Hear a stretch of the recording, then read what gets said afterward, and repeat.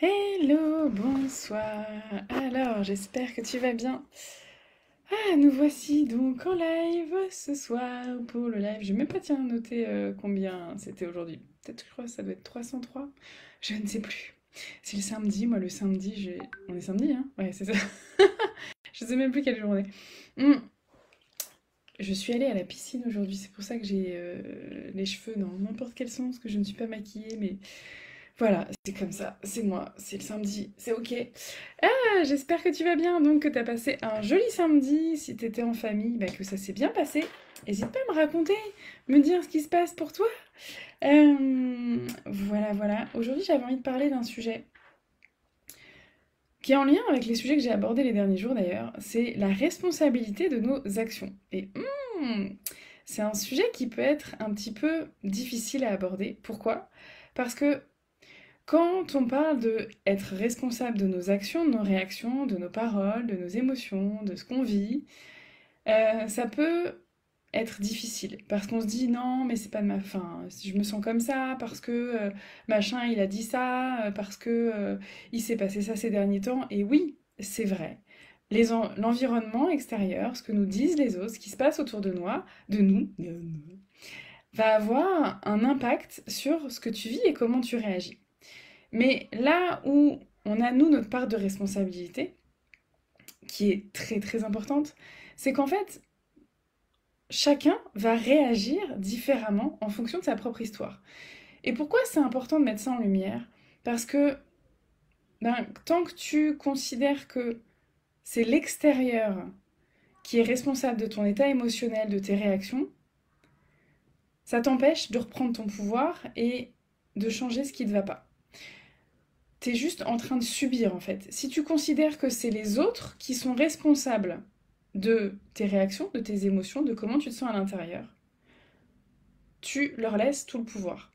Donc évidemment que c'est plus facile de se sentir bien et zen quand tu gagnes 50 000 € par mois, que tu as une super baraque, que tu as des gens hyper enthousiastes à côté de toi et que tout va bien et que tes enfants sont en bonne santé et que voilà.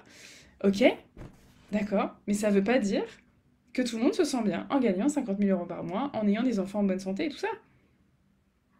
En fait, ça dépend de comment tu te sens, toi, à l'intérieur, de comment tu te définis, comment tu te sens légitime d'avoir telle et telle chose, et est-ce que ton bonheur dépend déjà de ce que tu as autour de toi, de, du comportement des autres, de la façon dont les autres te traitent.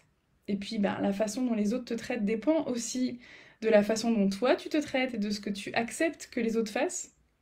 Hmm. Donc en fait, tout ça est emmêlé. En fonction de toi, comment tu te sens, quelle image tu as de toi-même, tu attires à toi, mais pas de façon magique ou quoi que ce soit, hein. C'est juste par tes actions, ton comportement, ton attitude, tu vas attirer à toi certaines personnes et certaines circonstances. Et oui, en fonction de ce qui se passe autour de toi, ça va influencer tes réactions, mais ta réaction, elle dépend de toi. C'est toi la dernière personne, le dernier maillon de la chaîne. C'est toi qui décide plus ou moins, c'est-à-dire que parfois il y a des choses qui vont presque au-delà de nous en fait, où on se dit ah mais je réagis sans le vouloir, c'était pas ce que je voulais faire, c'était pas ce que je voulais dire. Ok, mais ce qui se passe à l'intérieur de toi, tu as du pouvoir dessus. Tu n'as pas 100% du pouvoir, quoique, parce qu'il y a des choses qui sont liées, enfin, en tout cas, tu as un pouvoir indirect parfois, dans le sens où ce qui se passe dans ton corps, par exemple, ton état d'énergie, est-ce que, énergie, je parle d'un point de vue énergétique, calorique, énergie de ton corps d'un point de vue purement physique. Euh, Si tu dors pas bien, que tu bois beaucoup d'alcool, que tu manges n'importe quoi, oui, tu vas pas avoir une énergie de fou.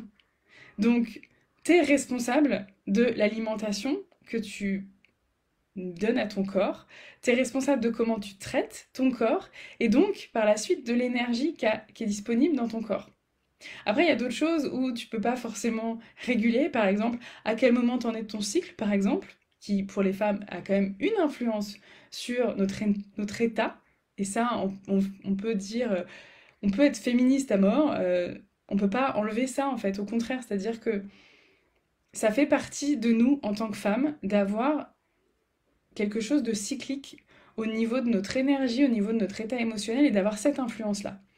Donc, l'idée, c'est pas de lutter contre, c'est de faire avec. Ah, coucou Véronique, ça va? Mais tout ça pour dire que tu as une influence à la fois indirecte sur comment tu te sens par tout ce que tu mets en place dans ta vie, c'est-à-dire les personnes que tu décides de côtoyer, encore une fois l'alimentation, le sport, l'hygiène de vie, on va dire, ce qui va induire quelque chose dans ton état émotionnel. Et ensuite, quand il se passe quelque chose autour de toi, tu as la responsabilité de tes réactions. Comment tu as envie de réagir face à telle ou telle situation? Évidemment que ça, c'est influencé par toute ton histoire d'avant, par la confiance que tu as en toi, par ce qu'on t'a transmis, par les modèles que tu as eus. Et donc, peut-être que là, maintenant, tout de suite, quand par exemple, je sais pas, vu que j'entends mes enfants à côté, je vais prendre un exemple avec les enfants, puis c'est ça, c'est mon dada, comme on dit. Si par exemple, tes enfants, ils font la java le soir, qui sautent dans tous les sens et qui crient, ok, si t'es crevé, que t'as eu une dure semaine au travail et que toi, quand tu faisais le moindre bruit quand t'étais enfant, tu te prenais une grosse claque, il est possible, il est même fort probable, que t'aies du mal à supporter le bruit de tes enfants. Ok. Mais c'est n'empêche de ta responsabilité de voir comment tu peux éventuellement modifier ça. C'est-à-dire que si tu remarques que là, t'arrives pas à réagir comme tu voudrais, ok, qu'est-ce que tu peux changer? Qu'est-ce que tu peux mettre en place pour réagir différemment? Pour te sentir différemment, pour que ça n'ait pas la même emprise sur toi. Et là, tu as du pouvoir. Et l'idée, c'est pas de tomber dans la culpabilité, comme je vois beaucoup de... Parce que oui, quand on nous dit qu'on est responsable de nos réactions, de nos émotions, de ce qui se passe à l'intérieur de nous, ben, on peut facilement se dire «Ah là là, mais c'est de ma faute, ah t'as pas une énergie de ouf, Véronique, bah tu vois». Il y a des choses sur lesquelles tu accueilles et il y a des choses sur lesquelles tu as du pouvoir. Et dans nos réactions, en fait, oui, il y a des choses qui peuvent parfois nous paraître incontrôlables. Genre, juste, j'en peux plus, je me mets à crier. Et ça arrive, c'est ok. Mais qu'est-ce que tu peux... Sur quoi tu as du pouvoir? Et pour en revenir à cette culpabilité, soit tu te dis, ah ouais, je suis responsable de mes émotions, mais du coup, et de mes réactions, mais du coup, là, ça va pas parce que je me sens pas bien, je me sens en colère, et donc c'est que c'est pas bien. Bah non, en fait. C'est-à-dire être triste, être en colère, c'est pas négatif. C'est juste que, ben, il y a quelque chose qui est pas ok pour toi. T'es triste parce qu'il y a quelque chose qui te manque, ou que tu voulais mettre en place et que t'as pas pu mettre en place. Ou quelqu'un, un objet qui te manque, qui n'est plus là. T'es en colère parce que on a atteint tes limites. Donc c'est pas négatif, c'est pas ah non, je devrais pas être en colère, c'est pas bien. Mes enfants font du bruit, je devrais pas être énervée. Bah en fait, si t'es crevé, c'est pas je devrais ou je devrais pas. C'est comme ça. L'idée, c'est pas de rejeter ce qui se passe à l'intérieur de toi, mais de prendre la responsabilité de ça. C'est-à-dire, c'est pas la faute de l'autre, c'est ce que l'autre active chez moi. On est bien d'accord que quand les enfants font le bazar, on ne réagit pas tous de la même manière. On n'est pas tous énervés, on n'est pas tous en train de crier. C'est juste en fonction de ce qui se passe à l'intérieur de nous. Donc, en fonction de ça, j'observe, j'accueille ce qui se passe en moi, et encore une fois, le but n'est pas de nier, de pas se dire ah, faut jamais que je sois fatiguée, faut jamais que je sois en colère, faut que jamais je sois à cran. Moi, hier soir, j'étais crevée. En parlant de cycle, je suis pas dans une période du cycle la plus fun du monde, et donc je suis fatiguée. Hier, on est sorti, on est allé à l'Opéra Garnier tout l'après-midi, donc on est rentré, on était tous fatigués. Donc le soir, c'était tendu. Mais je me suis pas dit, oh non, c'est horrible, faut pas que je sois tendue. Non, il y a un moment, je me suis dit, ok Julie, tu pars en cacahuète, stop. Je me suis arrêtée, j'ai fait une pause, je suis allée voir mes enfants, on s'est fait des gros câlins, et après ça allait mieux. J'ai pris la responsabilité de mes émotions, mes sensations, mes réactions. Ça veut dire quoi en prendre la responsabilité? Ça veut pas dire ah c'est de ma faute si je me sens comme ça. C'est ok, qu'est-ce que j'en fais? Comment je prends en charge mes besoins, mes émotions, ce qui se passe pour moi? Comment je m'en occupe moi en tant qu'adulte? Et je dis bien en tant qu'adulte parce que on peut pas balancer ça aux enfants.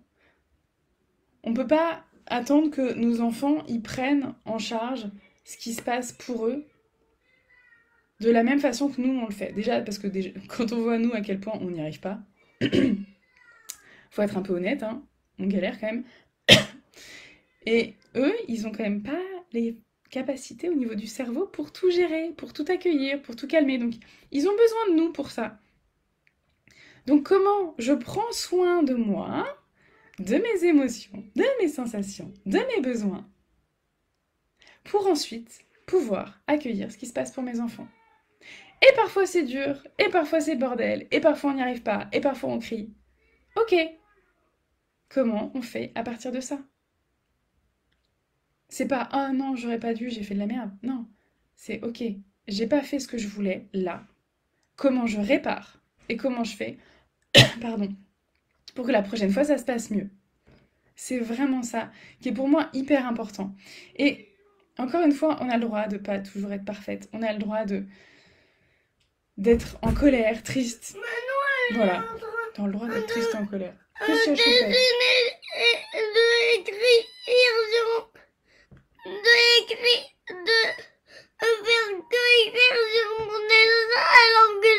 Ouh là là. Elle a écrit sur ton dessin? Ok, choupette. Bon. Alice? Je vais venir te voir. Elle a écrit gna gna gna gna.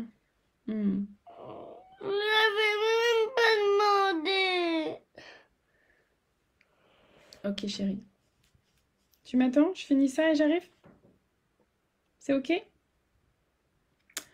Donc voilà, je vais aller m'occuper de la colère, la tristesse et la frustration, et la fatigue aussi, de cette charmante jeune fille. Petit message au passage. Quand un enfant vient, j'ai toujours pas fait le live sur les fratries, on en avait parlé, et je ferai le live sur les fratries. Ok ma chérie, reprends une feuille. Quand nos enfants viennent nous voir pour nous dire « Machin, il a fait ci, bidule, il a fait ça », la plupart du temps, il n'est pas nécessaire, et même il est contre-productif, d'aller faire la police, d'aller intervenir et de dire « Ah, machin, t'as fait ci, t'as fait ça ». Parce qu'en fait, souvent, les enfants, ils ont juste besoin de venir déposer ce qui s'est passé pour eux, de venir exprimer leurs émotions et d'avoir quelqu'un qui écoute leurs émotions. Donc là, en fait, ce qui vient de se passer, c'est que ma petite dernière, elle vient râler, parce que, a priori, sa sœur a écrit gna gna gna sur son dessin. Et voilà, elle vient, elle m'exprime qu'elle est en colère. J'ai dit ok, et c'est tout. Il n'y a pas besoin que j'aille faire la police, gronder la grande. Il n'y a pas besoin. Là, elle est repartie. Elle a été entendue dans son émotion. Elle est repartie jouer. C'est tout. Et souvent, ce qui nous met dans la galère, c'est qu'on intervient trop dans les fratries. Petit message au passage. Voilà. N'hésitez pas à me dire en commentaire si ça vous parle, si ça vous a intéressé tout ça. T'es d'accord, Véronique? Merci. Non mais c'est fou en fait, comme c'est parfois beaucoup plus simple que ce qu'on pense. C'est-à-dire que comme nous, la plupart du temps, on a juste besoin d'être accueillis, entendus dans ce qu'on vit, d'avoir juste quelqu'un qui nous écoute et qui ne dit rien de plus, ne nous donne pas de conseils, n'intervient pas à notre place, ne nous dit pas quoi faire, juste nous écoute, nous entend dans ce qu'on vit. Ça fait du bien et ça suffit. Et ça évite d'avoir à aller faire la police, d'aller intervenir sur des trucs où on n'a pas la moitié de l'histoire, où on n'a que la moitié de l'histoire, et où du coup on va attiser des sentiments d'injustice chez l'autre parce qu'on va intervenir sur la version de l'un sans avoir eu la version de l'autre. Et donc là, on part n'importe où.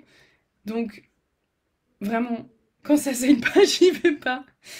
Ben, c'est un peu ça, en fait. C'est pas... Je dirais pas quand ça saigne pas, j'y vais pas. Mais j'aime bien l'idée, j'aime bien le concept.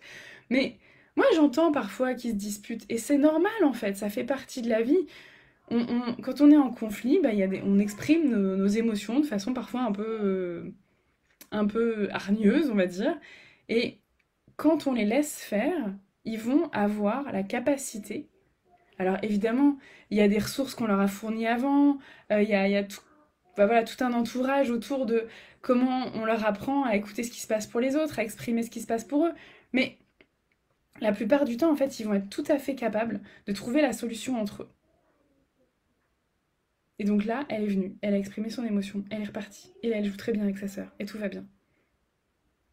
Et il y a d'autres moments où il y a besoin d'intervenir parce que ça monte un peu trop dans les tours et qu'on sent qu'ils sont tellement crevés ou tellement en colère qu'ils n'arrivent pas à trouver eux-mêmes pour dégoupiller ça. Enfin, pour dégoupiller, non, ce serait pour regoupiller. Enfin bref, on s'est compris. Mais vraiment, c'est ça. C'est juste parfois laisser faire. Voilà, sur ce, n'hésitez pas à partager cette vidéo, n'hésitez pas à me contacter si vous avez envie d'infos sur le programme, l'accompagnement Nouveau Regard. Je vous laisse, je vais aller gérer ma petite ribambelle et je vous dis à bientôt, ciao!